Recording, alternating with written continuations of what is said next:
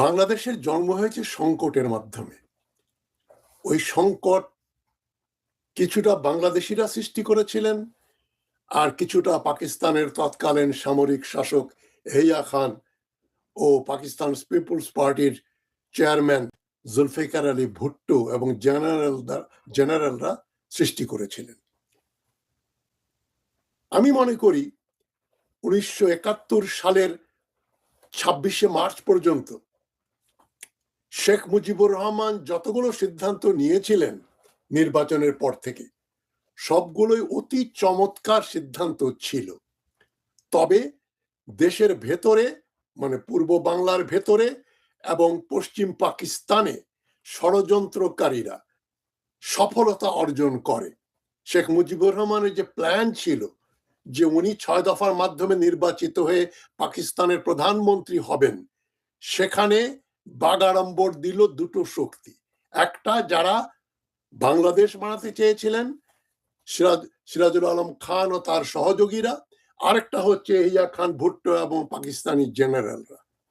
এবং পরে বাংলাদেশ হবার পরে সংকটের পরিসমাপ্তি ঘটল না। এখন কোনটা সাংবিধানিক কোনটা অসাংবিধানিক এটা নিয়ে বিতর্ক হচ্ছে। এই বিতর্ক নিয়েই আজকে আমাদের আলোচনা। আসসালামু আলাইকুম। তো এখন এত বিতর্ক, এত চুলচেরা বিশ্লেষণ বাংলাদেশের সংসদের ভেতরে এবং বাইরে, যে পৃথিবীর সর্ববিখ্যাত আইনবিদ এবং কনস্টিটিউশনাল লয়ার্স, বড় বড় জুরিস্ট, তাদের মাথা খারাপ হয়ে যাবে। মানে সোশ্যাল মিডিয়াতে যদি দেখেন এবং পার্লামেন্টের ভেতরে যে ভাষায় গালাগালি, যে ভাষায় বক্তব্য, না আছে ওর আগা, না আছে ওর পাছা, মানে আগা মাথা নেই, উৎকট উদ্ভট অযৌক্তিক কথাবার্তা নিয়ে বাংলাদেশের লোকজন আলোচনা করছেন, এবং সেটা দেশটাকে একটা অচলতার দিকে নিয়ে যেতে পারে। সেজন্যই বলছি নতুন সংকটে বাংলাদেশ। এবং এই সংকটের সৃষ্টি যারা করছে তাদের অনেকেই পার্লামেন্টে ঢুকে পড়েছেন। তারা আসলে ক্ষমতা দখল করার চেষ্টাই করেছিলেন অবৈধ পথে, ভিন্ন পথে। সেটা বিফল হওয়ার পরে তারা আশা ছেড়ে দেননি। তারা এখনো মনে করেন বাংলাদেশকে তারা আবার একটা স্বৈরাচারী এবং একটা ধর্মের নামে একটা অধর্মের দেশ হিসাবে তারা গড়ে ফায়দা লুটবেন বিদেশিদের সুবিধার্থে। বিদেশি এজেন্টরা কাজ করছে এখানে। এখন যে বিতর্কগুলো অহেতুক, অযৌক্তিক, অনভিপ্রেত, যে সনদ এবং গণভোটের প্রতিফলন ঘটাতে হবে বাংলাদেশের নতুন সংসদে, এবং তারা বলছেন 72-এর সংবিধান অবৈধ, সেটা আমরা মানি না। তার নিদর্শন দেখলাম পার্লামেন্টের ভেতরে জামাত ইসলাম এবং এনসিপির দ্বারা নির্বাচিত সংসদবৃন্দ, তারা শাহাবুদ্দিন চুপ্পুর বক্তৃতা বয়কট করে বের হয়ে গেলেন। অবৈধ অবৈধ প্রেসিডেন্ট। হাসবো না কাঁদবো? শাহাবুদ্দিন সাহেব বোধহয় ভেবা জায়গা খেয়ে গেছে। আরে এরা আমার হাতে শপথ নিল, এবং তারা আবার যাদের কাছ থেকে, মানে ডক্টর ইউনূসও আমার কাছ থেকে শপথ নিল, তারেক রহমানও নিলেন, আমাদের শফিকুর রহমানও নিলেন, এবং সবগুলো সংসদ সদস্য সবাই শাহাবুদ্দিন চুপ্পুর কাছে এভাবে মোনাজাত করে কাগজ ধরে শপথ নিলেন। শপথ টপথ দিয়ে এমপি হয়ে বলছেন এ সংসদ, এই প্রেসিডেন্ট অবৈধ। এটা কি বলবেন? লোকে এদের সবগুলাকে পাগল গারদে চিকিৎসার জন্য পাঠাবে। পাগলা গারদে যান, এদের মস্তিষ্ক ঠিক আছে কিনা দেখা উচিত। এতই অযৌক্তিক। কিন্তু এরা পাগল না, এরা শেয়ানা পাগল। এদের উদ্দেশ্য বাংলাদেশকে একটা অকার্যকর রাষ্ট্র করে দেয়া, বিএনপিকে উৎখাত করে আবার একটা নতুন রেজিম এখানে প্রতিষ্ঠিত করা। সেই ষড়যন্ত্রেরই আভাস আমি দেখতে পাচ্ছি। আভাস না, এটা একেবারে প্রতীয়মান। তবে জনগণকে বোকা বানিয়ে, জনগণের এক বিরাট অংশ মনে করো তাই তো আমরা সনদের পক্ষে ভোট দিলাম। আমি আমার বক্তব্য খুবই সংক্ষিপ্ত করব আজকে। অল্প কথায় পুরো জিনিসটাকে আমি ভেঙে ফেলতে চাই। তাদের কোনো যুক্তি নাই, সুতরাং অযথা আমি কথা বলে সময় নষ্ট করব না। সনদের উদ্যোক্তা কারা? মার্কিনপন্থী ডক্টর ইউনূস। আর কারা? মার্কিনপন্থী ডক্টর আলী রিয়াজ। মার্কিনপন্থী ডক্টর বদিউল আলম মজুমদার এবং মার্কিনপন্থী আরো কিছু লোকজন, এবং তারা বাংলাদেশে একটা ইউনিটারি গভর্নমেন্ট। আলী রিয়াজ সাহেব তো রাষ্ট্রবিজ্ঞানের প্রফেসর, আমার সঙ্গে খুব ভালো পরিচয় আছে। ওনাকেই জিজ্ঞেস করি, একটা ইউনিটারি ফর্ম অফ গভর্নমেন্ট আপনি ফেডারেল সেট আপ দিয়ে বাইক্যামেরাল লেজিসলেচার করেন কি করে? এই বাইক্যামেরাল লেজিসলেচার বা দুই কক্ষ বিশিষ্ট লেজিসলেচারের উদ্ভট দাবিটা এসেছিল সিরাজুল আলম খানের মাথা থেকে। তিনি বিভিন্ন জায়গায় বক্তৃতা দিয়ে বলতেন বাংলাদেশে দুই চেম্বারের পার্লামেন্ট হলেই সমস্ত সমস্যার সমাধান হয়ে যাবে, লোয়ার হাউস আপার হাউস। তিনি গণিত শাস্ত্রের লোক, লেখাপড়ার সঙ্গে সম্পর্ক উনার বহু আগেই, উনি নেতা হওয়ার বহু আগে শেষ হয়ে গেছে। তিনি বলেছিলেন বাই ক্যামেরাল লেজিসলেচার। তারই প্রতিধ্বনি, জাসদের প্রতিধ্বনি আমরা দেখতে পাচ্ছি প্রাক্তন জাসদ সদস্যদের দ্বারা।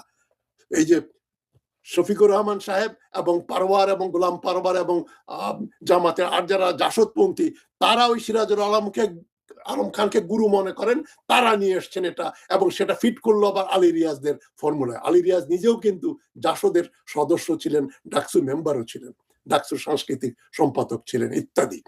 সুতরাং জাসদের এই পাগলামিকে বাংলাদেশের লোক মনে করছে এটা হলেই সব হয়ে যাবে। ঠিক আছে, ভালো কথা, আপনারা মনে করেন। সনদ 50 পৃষ্ঠা নাম 94 পৃষ্ঠার বিতর্ক আছে, অনেক বড়।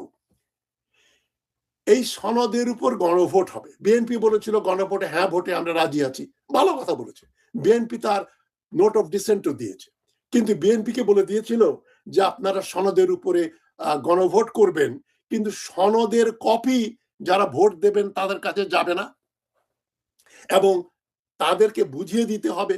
এ ধরনের কোনো ক্লাস তো নেওয়া হয় নাই। বাংলাদেশের যারা অক্ষর জ্ঞানহীন তাদের কিন্তু ভোট আছে, এবং সেজন্যই নৌকা মার্কা ধানের শীষ দাড়ি পাল্লা লাঙ্গল লাগে। কেননা যারা ভোট দেয় তাদের একটা বিরাট অংশ নামও পড়তে পারে না, দলের নামও পড়তে পারে না, প্রার্থীর নামও পড়তে পারে না। তারা সিল মারে প্রতীক দেখে, ধানের শীষ, নৌকা, দাড়ি পাল্লা, লাঙ্গল। তাদেরকে আপনি দিচ্ছেন সনদ, সনদ পড়ে তারা দেখবে, বিচক্ষণ অভিমত দেবে, হ্যাঁ এটা হ্যাঁ, না না না এটা না। কি ছাগলামি না পাগলামি? এতে কি ধরনের ফাজলামি? যে লোক লেখাপড়া জানে না তার কাছে সনদও দেয়া হয় নাই, কিন্তু তার ভোট নেওয়া হচ্ছে, হ্যাঁ ভোট জিতে গেল। এটা একটা প্রহসন। বিএনপি বলেছে ঠিক আছে হ্যাঁ ভোট দেন, কিন্তু আপনার সনদ কই? 12.5 কোটি ভোটার, প্রত্যেকের কাছে সনদের বাঁধানো ছাপানো কপি দিতে হবে, তারপরে তারা পড়বে। লেখাপড়া জানে না, সুতরাং ওটা ধোপে টেকে না, তাদের ভোটটাই বাতিল। তারপরে সুতরাং গণভোট একটা অবৈধ ব্যাপার। তবুও বিএনপি মহানুভবতা দেখিয়েছে, বলেছে ঠিক আছে আমরা হ্যাঁ ভোট আপনারা দেবেন। ওটা এমন একটা পরিস্থিতিতে বিএনপিকে মানে গান পয়েন্টে নিয়ে গিয়ে ব্ল্যাকমেল করা হচ্ছে। আমি হলেও বলতাম ঠিক আছে গণভোট আমরা মানব, কিন্তু গণভোটের যে জন্য যে দরকার সনদটা ছাপানো দরকার সেটা হয় নাই। সনদ সনদ দেখেছেন না, সনদ কি জানেন না, সনদ পড়েছেন না, পড়ে যারা পড়েছেন তাদের জিজ্ঞেস করি পড়ে বুঝেছেন না, কিন্তু আপনি হ্যাঁ বা না বলার অধিকার আপনাকে কে দিল? এই যে যারা সংকট সৃষ্টি করতে চায় তারা দিল। এই জিনিসটা গ্রহণযোগ্য না। এখন সংবিধান মানেন না, ঠিক আছে 72 সালের সংবিধান কমপক্ষে 10 বার সংশোধিত হয়েছে। প্রথমবার খন্দকার মোশতাক আহমদ করলেন, তারপর জিয়াউর রহমান আমূল পরিবর্তন আনলেন। তিনি বাংলাদেশের 4 নীতির 2 নীতি বাদ দিয়ে দিলেন, সমাজতন্ত্র এবং ধর্মনিরপেক্ষতা। এখন আপনার ধর্মনিরপেক্ষতার বদলে যে আল্লাহর মহান আল্লাহর প্রতি বিশ্বাস, এটাকে বাদ দিতে চান কেন? এটা সংশোধনের ভিতরে আছে। এই সংবিধানের ভিতরে কিন্তু এক আল্লাহর প্রতি আমরা আনুগত্য প্রকাশ করি, এটা আছে, এটা বাদ দিতে চান? বিসমিল্লাহির রহমানির রহিম ঢুকিয়েছেন জিয়াউর রহমান, এটা বাদ দিতে চান? যারা সংবিধান মানেন না বলছেন, সংবিধান মানেন না, তাহলে শাহাবুদ্দিন চুপ্পু কে? শাহাবুদ্দিন চুপ্পু তো হাসিনার অবৈধ নির্বাচনের দ্বারা অবৈধভাবে নির্বাচিত রাষ্ট্রপতি। ডক্টর ইউনূস কেন তার কাছে শপথ নিলেন? আমি তো বারবার বলেছিলাম ডক্টর ইউনূসের হাতে নেপোলিয়নের তরবারি, তিনি কেন একটা বিপ্লবী সরকার গঠন করলেন না? তার মানে তিনি বিপ্লব হয়েছে এটা বিশ্বাস করতেন না। যারা ইউনূসের সরকারে জয়েন করেছেন তারা কেউ কন্টিনিউয়াস, ওই হাসিনা নেই কিন্তু হাসিনার আওয়ামী লীগের এই যে শাহাবুদ্দিন আছেন তারই সরকার, তারই অধীনে একটা উনি প্রধান উপদেষ্টা হয়ে একটা টেম্পোরারি ব্যাপার উনি চালালেন। সেটাকে নির্বাচনের পরে সবাই মেনে নিল। যদি এমন হতো যে বিএনপি বলতো যে না আমরা শাহাবুদ্দিন চুপ্পুর কাছে আমরা শপথ নেব না, তাহলে একটা যুক্তি হতো। তার কাছে শপথ নিলেন, ঠিক আছে, বিএনপি না হয় নিল, তো যারা বিরোধী দল তারা যদি বলেন যে আমরা সংবিধান মানি না, এই পরিবর্তন আনতে হবে, তা আপনারা শাহাবুদ্দিন চুপ্পুর কাছে কোন মুখে শপথ নিলেন? আপনাদের লজ্জা নাই? মানে এটা কি ধরনের পাগলামি, এটা কি ধরনের পাগলামি? এবং এই সংসদ, এই সংবিধান, জিয়াউর রহমান কি করলেন? তিনি প্রেসিডেন্সিয়াল ফর্ম, উনি না, খন্দকার মুশতাক আহমদ প্রেসিডেন্ট হলেন, জিয়াউর রহমানও প্রেসিডেন্সিয়াল ফর্মই কন্টিনিউ করলেন, জাস্টিস সাত্তারও প্রেসিডেন্ট ছিলেন, এরশাদও প্রেসিডেন্ট ছিলেন।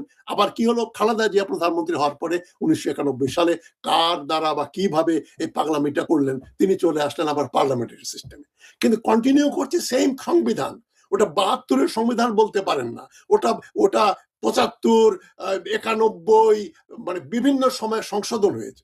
একটা জিনিস, একটা ডকুমেন্ট না থাকলে, সংবিধান না থাকলে দেশ থাকে কি করে? ওটা মানি না, মানে না, তাহলে নতুন সংসদ এখন নতুন সংবিধান প্রণয়ন করবে, ভালো কথা, অপেক্ষা করেন। যাদের পার্লামেন্টের 2/3 যাদের মেজরিটি, তারা নতুন কনস্টিটিউশন বানাবেন, নতুন ভাবে তারা দেশ শাসন করবেন। তারা নীতিগত ভাবে বলেছেন যে জনগণ ওই সংবিধান পরিবর্তন করতে চায়। বিএনপি সরকার বলছে, সালাউদ্দিন সাহেব খুব ভালো প্রস্তাব দিয়েছেন যে জুলাই সংসদের আলোকে সংবিধান সংশোধনের জন্য তিনি একটা ওয়ার্কিং কমিটি বানাবেন। এই ওয়ার্কিং কমিটির ভিতরে সরকারি দল, বিরোধী দলের লোকজন, যারা স্টেক হোল্ডার, সাংবাদিক, মানে আইনজীবী, তারা মিলে একটা নতুন সংবিধান বানাবেন। সেটা যদি 2/3 ভোটার, পার্লামেন্ট মেম্বার যদি বলে আমরা মেনে নিলাম, তাহলে হয়ে যেতে পারে। এবং আমি মনে করি, অনুরোধ করি বিএনপি সরকারকে যে আপনারা দয়া করে আবার প্রেসিডেন্সিয়াল ফর্মে ফিরে যান। তারেক রহমানকে প্রেসিডেন্ট বলে প্রেসিডেন্সিয়াল ফর্ম হলে হবে কি, যে যারা ইউনিয়ন কাউন্সিলের চেয়ারম্যান হবার যোগ্য না, তাদের এক বিরাট অংশ পার্লামেন্টের ভিতরে ঢুকে পড়েছে। আবার যারা সনদ করেন, এনসিপি তো সনদ সাইন করে নাই, তারা নির্বাচনের আগে বলেছে এই সনদ আমরা মানি না, এই সনদ এভাবে হবে না। তো ওটাকে আবার এখন তারা নির্বাচনের পরে সনদের পক্ষে কথা বলছেন, এক মুখে তারা কত কথা বলবে। সুতরাং কারো কথার মধ্যে কোনো সঙ্গতি নেই। এখন স্টেক হোল্ডার হচ্ছে বিএনপি সরকার, তারা এই ঐক্যমত্য কমিশনের মাধ্যমে সংবিধানকে তারা মডিফাই করবে। কি করতে হয় না করতে হয় তাদের ভোট অফ ডিসেন্ট সবকিছু মিলে একটা নতুন সংবিধান রচিত হবে। এটা নিয়ে এত হইচইয়ের কি আছে? আর গণভোট যেটা হয়েছে সেটা ফালতু হয়েছে। ইউনূস সরকার নির্বাচিত সরকার না, তারা বলে দিল এবং সে অনুযায়ী সবকিছু কাজ হবে, তা তো হতে পারে না, তা তো হতে পারে না। গায়ের জোরে চালাবেন, গায়ের জোরে পার্লামেন্ট চালানো যায় না, গায়ের জোরে মব তৈরি করা যায়, মবক্রেসি দিয়ে বাংলাদেশকে চালানো যাবে না। তাই আমি আহ্বান করছি আমার দর্শক শ্রোতা, যারা অনুষ্ঠান দেখছেন, একটু বসে চিন্তা করে দেখেন যে সংবিধান অবৈধ, তাহলে এই অবৈধ সংবিধানের দ্বারা যে নির্বাচন হলো এতগুলা, 2024-এর যে হাসিনার পাতানো নির্বাচন, সেই নির্বাচনের যে পার্লামেন্ট, সেটা অবৈধ, এতে কোনো সন্দেহ নেই। সে অবৈধ পার্লামেন্ট একটা লোককে কোত্থেকে ধরে নিয়ে আসলো, বিতর্কিত এক ব্যক্তি শাহাবুদ্দিন চুপ্পু, তাকে প্রেসিডেন্ট বানিয়ে দিল। আরে তাকে তো 5ই অগাস্ট গলায় গামছা দিয়ে ধরে জেলখানায় ঢোকানোর কথা।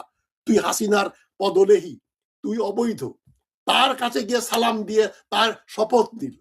যেদিন ওই শাহাবুদ্দিন চুপ্পুর কাছে তো শফিকুর রহমান সাহেব গেলেন, 5ই অগাস্ট তারা গাড়িতে করে গণভবনে গেলেন, জেনারেল ওয়াকারুজ্জামান নামাজের ইমামতি করলেন, তার আগে আবার আরেকবার নামাজ পড়া হলো ওখানে।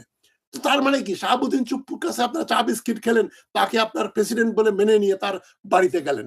যদি সত্যি বিপ্লব মনে করতেন, তাহলে তাদের বাড়িতে ডান্ডা নিয়ে যাওয়ার কথা, লাঠি সোটা নিয়ে যাওয়ার কথা, পিঠে বাইর করে যেখানে শাহাবুদ্দিন চুপ্পু বিলং করে তাকে জেলখানায় ঢোকানো উচিত ছিল, তাকে 50 বছরের জেল দেওয়া উচিত ছিল। সেগুলো করলেন না। এখন এই সংবিধান মানি না, আমরা নতুন সংবিধান চাই, তাহলে শপথ নিলেন কেন? ঘুরে ফিরে বিতর্ক এক জায়গায়। দুটো পয়েন্ট, একটা হচ্ছে অবৈধ প্রেসিডেন্টের কাছে আপনারা শপথ নিয়েছেন, সুতরাং আপনারা এখন এই সংবিধান ভেঙে ফেলা, প্রেসিডেন্ট চুপ্পুকে সরিয়ে ফেলা আপনাদের বলার কোনো অধিকার নাই। 2 নম্বর হচ্ছে, যারা লেখাপড়া জানে না বলেই তাদেরকে সিল মারতে হয় প্রতীক দেখে, ধানের শীষ, লাঙ্গল বা অন্য কিছু প্রতীক দেখে। তাদেরকে আপনি এবং কপি, ওই সনদের কপিও দিলেন না, এবং ওই সনদটা লিখলেন আলী রিয়াজরা, তাদের কোনো বৈধ অধিকার নেই, অবৈধ ইউনিট সরকার এটা করলেন, এটাকে মেনে নিতে হবে আমাদের চিরকালের জন্য। এটা কি ধরনের কথা? এটা নির্বাচন হয়েছে, 2/3 বেশি যাদের সংখ্যাগরিষ্ঠতা রয়েছে, তারা যা বলবেন, দিনকে রাত বললো, সেটা মেনে নিতে হবে আরেক নির্বাচন না হওয়া পর্যন্ত, আর 5 বছর সেটা মেনে নিতে হবে। এখনই যদি জোর করে ওই সনদ ইমপ্লিমেন্ট করতে হবে, এটা এক ধরনের অ্যানার্কিস্ট কথাবার্তা। এগুলো ওই যে এরকম ভাবে যে কথা বলে তাদের কথাবার্তা, এইরকম ভাবে কথাবার্তা দিয়ে বাংলাদেশকে অকার্যকর রাষ্ট্র বানানোর যে ষড়যন্ত্র হচ্ছে, সেটা রুখে দাঁড়ান। সনদ কন্ট্রোভার্সিয়াল, গণভোটও কন্ট্রোভার্সিয়াল। ওই কন্ট্রোভার্সি দূর করতে পারে একমাত্র নির্বাচিত পার্লামেন্ট, যাদের 2/3 সংখ্যাগরিষ্ঠতা আছে তারা। আমি আবার এই কথা বলে আমার বক্তব্য শেষ করছি। দয়া করে যারা পার্লামেন্টে এখন মেজরিটি নিয়েছেন, বিএনপি সরকারকে আমি অনুরোধ করি, আপনারা একটা অ্যামেন্ডমেন্ট করেন, বাংলাদেশে একটা প্রেসিডেন্সিয়াল ফর্ম অফ গভর্নমেন্ট করেন, যাতে ভালো ভালো লোকদেরকে মন্ত্রী বানানো যায়। জিয়াউর রহমানের ক্যাবিনেটকে বলা হয় ক্যাবিনেট অফ ট্যালেন্ট, তারা কেউ নির্বাচিত না, সবাই মানে এক্সপার্ট হিসেবে তাদেরকে ঢুকানো হয়েছিল। ওই ধরনের পার্লামেন্ট করেন, আর পার্লামেন্টের লোকজন আমেরিকার লেজিসলেচারের মতো কথাবার্তা বলবে, ভোট দেবে, কিন্তু মন্ত্রী হবে শিক্ষিত লোকজন। মন্ত্রী হবার জন্য মিনিমাম, আপনি ইরানে গিয়ে দেখেন না, ইরানে কারা মন্ত্রী হয়। ইরানে পার্লামেন্ট সংসদ সদস্য হওয়ার জন্য যে কোয়ালিফিকেশন লাগে, সেগুলো অনুকরণের চেষ্টা করে একটা কিছু করার চেষ্টা করেন। ভাঙার চেষ্টা করলে সবকিছু ভেঙে যাবে, বাংলাদেশের স্বাধীনতা সার্বভৌমত্ব ক্ষুণ্ণ হবে। যারা বাংলাদেশেই বিশ্বাস করেন না, করতেন না, তারা এখন বাংলাদেশের মঙ্গলের জন্য সংসদ কিভাবে চলবে, কিভাবে দেশ চলবে, এই নিয়ে তাদের ঘুম হচ্ছে না। এটা অ্যানার্কি, এটা কোনো ভালো মানুষের লক্ষণ না, এবং এর দ্বারা দেশের কোনো মঙ্গল হবে না। সুতরাং আপনারা যারা আছেন, রুখে দাঁড়ান। এই ধরনের অ্যানার্কির কোনো আপনারা এই সুযোগ, তাদের কোনো লেজিটিমেসি দেবেন না, তাদের পাত্তা দেবেন না, রুখে দাঁড়ান। যারা আজকে মারের ভাষা ব্যবহার করছেন, তারা ওইটাই বোঝেন। তারা যখন মার খেয়েছিল হাসিনার হাতে, তখন কিন্তু সুষ্ঠু বালকের মতো ব্যবহার করেছে। যে যেটা প্রাপ্য তাদেরকে সেটাই দেন। যাই হোক, এই নিয়ে হয়তো বিতর্কের দরকার নাই। সনদ নিয়ে মাথা ব্যথার কারণ হতে পারে না, আর গণভোট এটা একটা ফালতু ব্যাপার হয়েছে। তবে বিএনপি দয়া করে বলেছিল যে ঠিক আছে, আমরা মেনে নেব, হ্যাঁ ভোট দেব। ভালো কথা, হ্যাঁ ভোট দিচ্ছেন, তারা তো সংশোধন করতে চাচ্ছেন। সুতরাং এই বলটা এখন বিএনপির কোর্টে, পার্লামেন্টের কোর্টে। পার্লামেন্টের বাইরে থেকে কোন রকম অসহযোগিতা করলে দেশে অ্যানার্কি আসবে, সংকট আসবে, আর কিছু না। ভালো থাকবেন সবাই। সবাইকে সংগ্রামী অভিনন্দন জানাচ্ছি, এবং সবার মাথার ভেতরে সুবুদ্ধির দ্বারা পরিচালিত হোক, এই কামনা করে কথা শেষ করছি।